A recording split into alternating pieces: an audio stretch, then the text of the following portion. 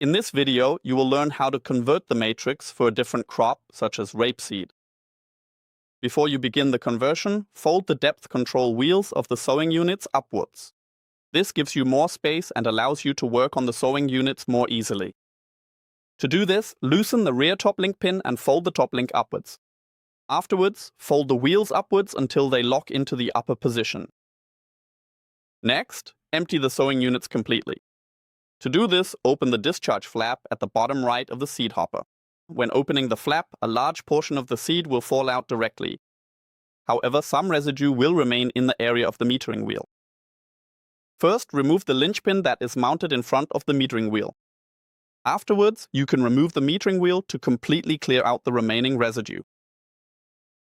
Handle the removed metering wheel with care as the inside is delicate. Always place the metering wheel down with the outside facing down so that the singulation mechanism is not damaged. Now you can begin with the conversion of the sowing unit. Since the metering wheel is already removed, you have clear access to the other components. Make sure that all areas are clean and free of debris so that the new components will fit properly later. Now remove the cover ring. Loosen the screws of the cover ring and take it off. If you find that the cover ring is stuck, you can pry it up at the designated points using a screwdriver.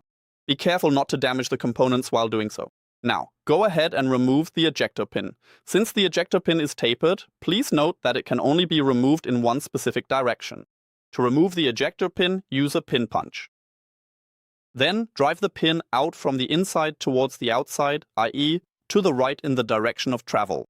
After the ejector pin has been removed, clean the entire area thoroughly. It is especially important here that no dirt remains between the components. Contamination can later impair the function of the singulation unit. Now install the new ejector pin.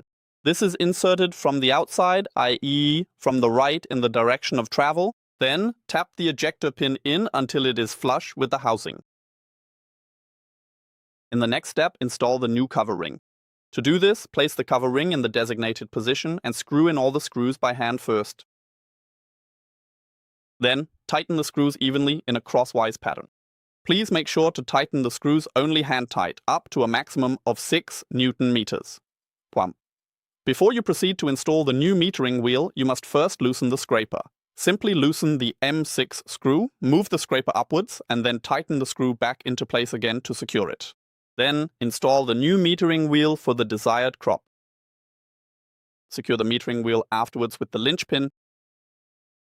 Now, the scraper must be adjusted to the new metering wheel.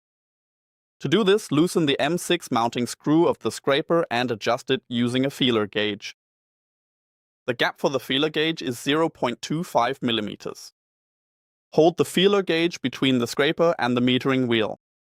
Press the scraper down slightly and then, while you tighten the screw back up, make sure it stays in place. After all components have been reassembled, check once more to ensure that the metering wheel can rotate freely. If the metering wheel does not rotate freely, in most cases, the scraper is incorrectly adjusted. Then set the new metering wheel configuration on the control terminal. To do this, first press the emergency stop switch. Then open the settings page for the seeding unit.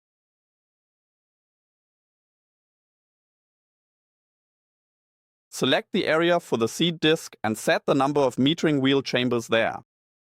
This must correspond to the installed metering wheel so that the planting distance and seed quantity are calculated correctly.